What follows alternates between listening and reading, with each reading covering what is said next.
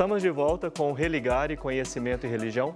Teologia e política é o tema do Religare de hoje. Aqui no estúdio da TV Horizonte, eu recebo Glauco Barsalini, professor de Ciências da Religião da PUC Campinas.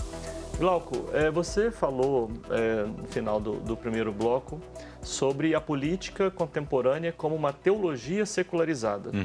E você usou 3 termos para caracterizar essa teologia secularizada. Eu não sei se o telespectador se dá conta da especificidade da linguagem filosófica também, desses termos. Você poderia explicar para a gente esses três elementos que caracterizam esse estado contemporâneo como teologia secularizada? Não sei se eu entendi bem. Perfeito. É isso? Bom, o que é que a gente tem no processo de secularização da política? Bom, primeiro isso, né? O que é secularização da política? Pois é, a secularização da política significa que se cria um Estado apartado do Estado religioso, propriamente. E durante muito tempo, baseado... Ou seja, não é um Estado que tem um Deus dando... As ordens. As ordens. Exatamente, é o Estado dos homens, é o Estado dos seres humanos.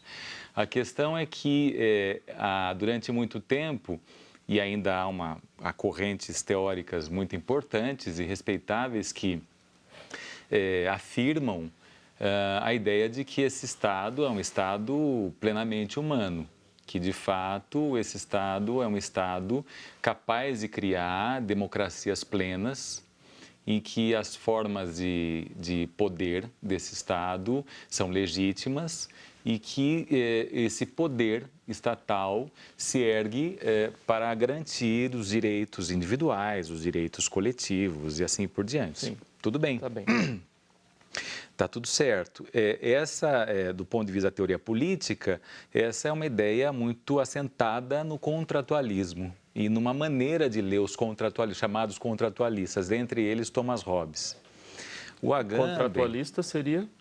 Os contratualistas são aqueles que pensam que o Estado, que a sociedade civil, em algum momento, cria um Estado. Sim. Tá certo? E esse Estado em prol da sociedade civil. O Agamben lê Thomas Hobbes, por exemplo, numa outra chave, não propriamente na chave do contratualismo, mas na chave do bando soberano. O que é isso? A ideia de que o Estado necessariamente é violento. O Estado necessariamente ele exclui sujeitos e inclui sujeitos. E aí vem um outro conjunto de conceitos, o conceito de biopolítica do Foucault, o biopoder do Michel Foucault. Mas vamos tentar falar um pouquinho sobre o deísmo e o teísmo, né? Que eram dois conceitos aqui. Quando se pensa em democracia, se pensa na pulverização do poder. Se pensa que existem diferentes unidades de decisão, diferentes unidades de poder. Então, esse poder soberano não é concentrado, não é centralizado mais. Quando você pensa em Deus único, onipotente, você pensa que existe um poder concentrado e que as decisões que são tomadas na Terra são tomadas seguindo uma lógica de poder unitário. Quando você pensa na pluralização desse poder, você pensa na possibilidade de fragmentação desse Deus único. Ou seja, cada juiz tem o poder total de decidir sobre o caso que tem na mão. A questão que é colocada, não é? Porque isso dá a ideia de que existe uma pluralidade muito grande e que, então, esse decisionismo não é um decisionismo concentrado. A questão que é colocada é em que medida, de fato, essa possibilidade de decidir que está dada por muitos é uma possibilidade absoluta. O fato é que tanto na modernidade quanto na contemporaneidade não há nenhum ordenamento jurídico, nem moderno e nem contemporâneo ocidental, em que não exista um dispositivo legal que preveja a possibilidade de quebra do Estatuto da Pluralidade. Em última instância, não é? Há a possibilidade última do estado de sítio. Isso significa que a própria lei, dentro de si mesma, abre a lacuna à própria lei.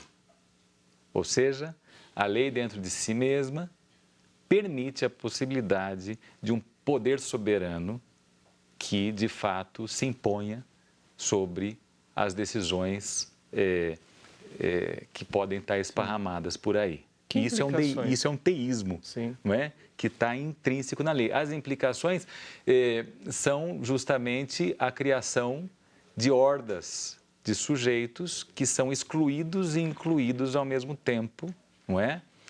Pelo poder soberano, que não está só localizado no Estado, mas que está também no mercado, porque o mercado também é um Deus, porque o mercado também se torna uma grande mão amiga ou inimiga invisível.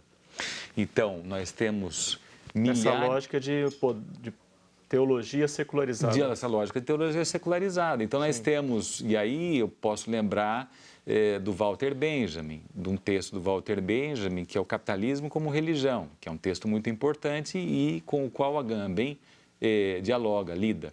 Então, há hordas de pessoas, milhares e milhares de pessoas que hoje são refugiados dos seus países, apátridas, pessoas que não têm pátria, que não têm nem o estatuto de cidadãs e que muito menos gozam de qualquer condição humana que possa ter um vetor de integralidade para aquilo que a gente considera como dignidade.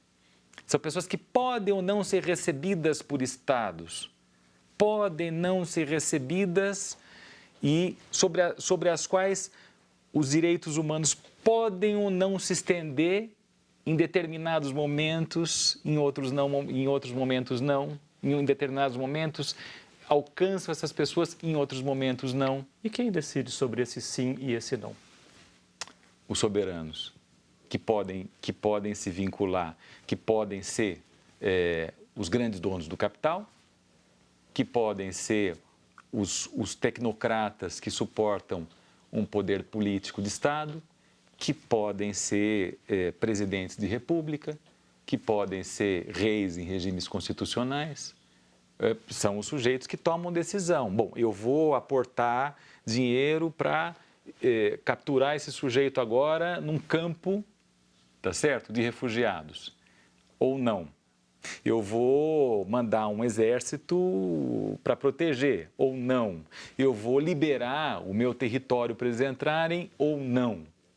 Mas eu posso falar de outros tantos sujeitos que são os sujeitos invisibilizados, né? Os sujeitos que passam pela nossa frente e que são os sujeitos que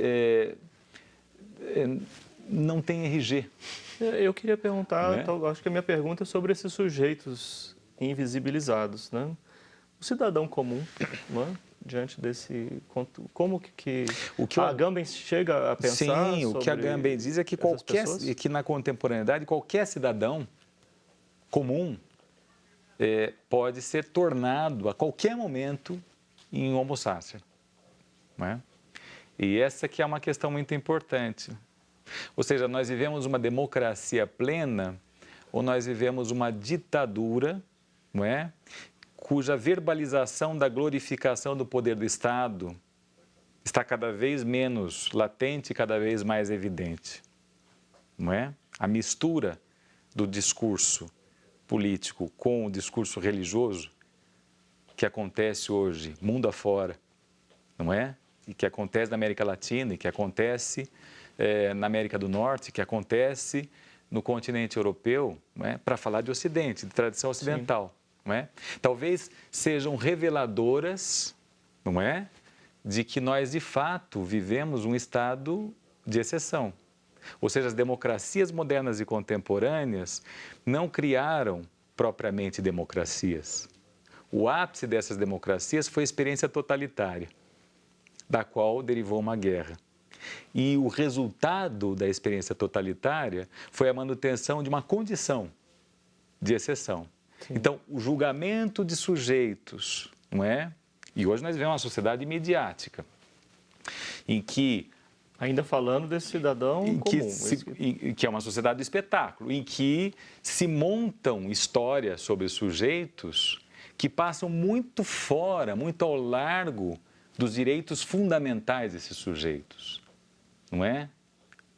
E essas histórias se tornam verdades jurídicas, se tornam verdades políticas.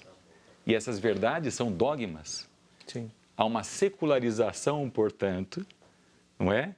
De princípios que escapam propriamente do território da razão. Percebe? Processos judiciais em que poderes se confundem e atuam de maneira misturada não são processos de Estado de direito. Sim. Ainda, e para a gente fechar a nossa conversa, acho que um ponto que a gente não pode deixar de falar é sobre o uso do espaço público. Sim. Né? Mas nós temos só um minuto. Vamos lá. Né? É nessa linha que você estava dizendo agora. A ideia é, para que converge a teoria do Agamben? Para algumas propostas de saída. O Agamben não é um formulador de grandes projetos, mas é a proposta da inoperosidade. Então, qual que é a ideia? A ideia de que o espaço público é um espaço de uso comum, não é um espaço de apropriação. E sendo um espaço de uso comum, o que é que sugere Agamben? A desmontagem dos dispositivos contemporâneos de poder opressivo e soberano que geram necessariamente homo sapiens. Foi como nós começamos o programa. Exatamente. Inclusive. Glauco, muito obrigado você ter acolhido o nosso convite, estar aqui conosco. É um tema bastante complexo, acho que o telespectador compreendeu, né, a complexidade do tema, mas a gente vai seguir estudando mais. Muito obrigado. Para compreender o seu tema. Um prazer. O Religar é um projeto de extensão do Programa de Pós-Graduação em Ciências da Religião da PUC Minas. Conheça mais sobre as nossas atividades e cursos de graduação à distância, especialização, mestrado e doutorado em Ciências da Religião, acessando a página pucminas.br/ppgcr. Muito obrigado pela sua companhia. Semana que vem nós voltamos com mais um Religare, Conhecimento e Religião. Um abraço muito cordial. Até lá.